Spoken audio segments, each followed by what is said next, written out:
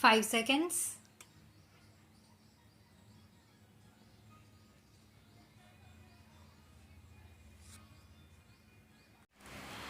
Are we using the existing resources most efficiently?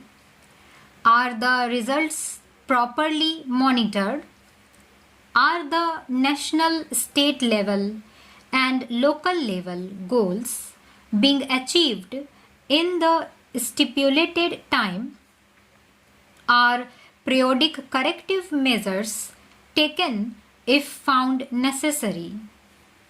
Does our public health care system place the patients and the people at the center of its concerns?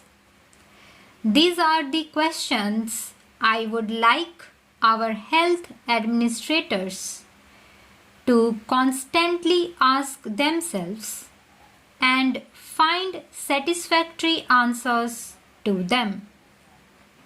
But these are also the questions that I would like our health care practitioners in the private sector to address. We cannot think of the public health care system and the private health care system to have divergent objectives. The two must supplement and complement each other. This is where I see a unique model for both the public and private health care systems in the hospital project inspired by Her Holiness Amma. What makes this an exemplary model is the missing link of seva or the spirit of service. When all our institutions, including hospitals and primary health centers, begin to work with the spirit of service, India will greatly gain in esteem not only in the eyes of Indians but also in the eyes of the world. We should therefore be grateful to Amma for spreading the message of service. Amma's emphasis on compassionate service is also visible in the other scheme which I have the honor of inaugurating. Today, the keys to the first 5,000 houses for the homeless are being distributed here, and I am sure that Amma will accomplish her target of 25,000 houses within the next 5 years. I am told that all the ashram residents and household devotees of Amma have been actively involved in the construction of these houses for the poor. Their poor love, which is not limited to any particular community or religion, has made these houses into true temples of love. The most valuable dividend these projects declare is the inner joy and sense of satisfaction shared by everyone associated with them. Here again, there is a lesson for us in the government and in the private sector. My government has set the goal of facilitating construction of 20 lakh new housing units each year. This, however, is not the responsibility of government. agencies alone. If we work with the sense of dedication and determination that volunteers here have shown, I am sure that we will reach the goal.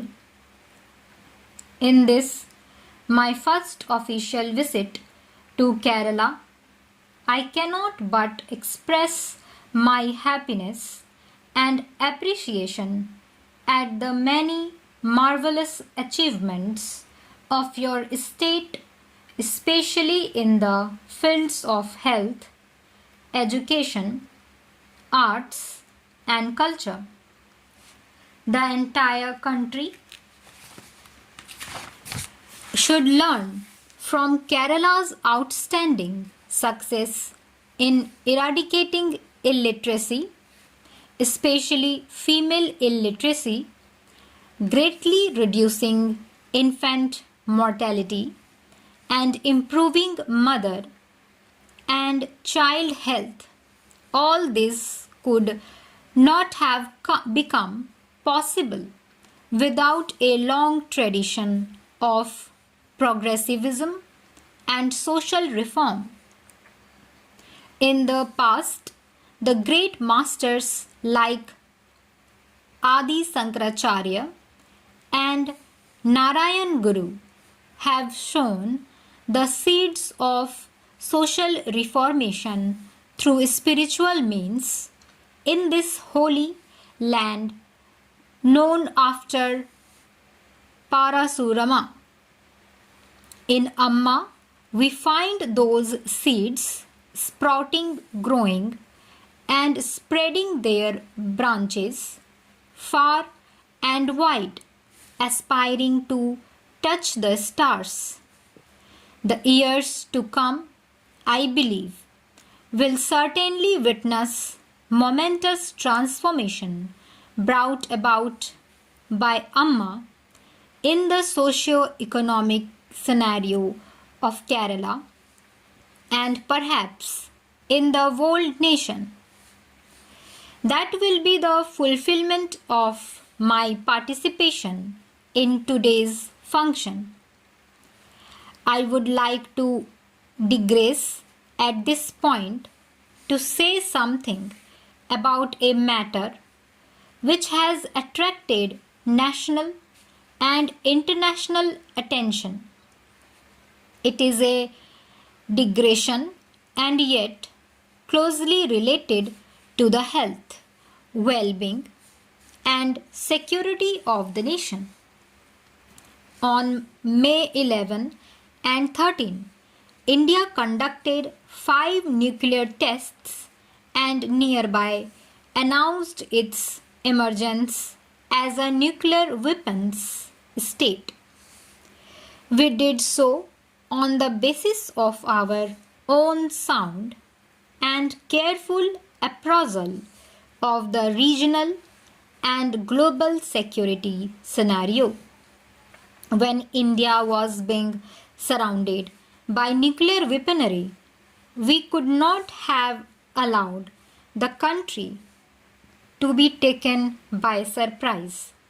Besides, India could not have succumbed to pressures to sign discriminatory treaties which had utterly failed to bring about any progress in global nuclear disarmament. I would like to measure the international community that the nuclear tests will make no change in India's long and vigorous pursuit of peace in the region and in the world. Ours will never by weapons of aggression. Our bold action has found support in all sections of the Indian society and polity, reflecting a deep national consensus on this vital issue of national security. It has created an atmosphere of unity and self-confidence from Kerala to Kashmir.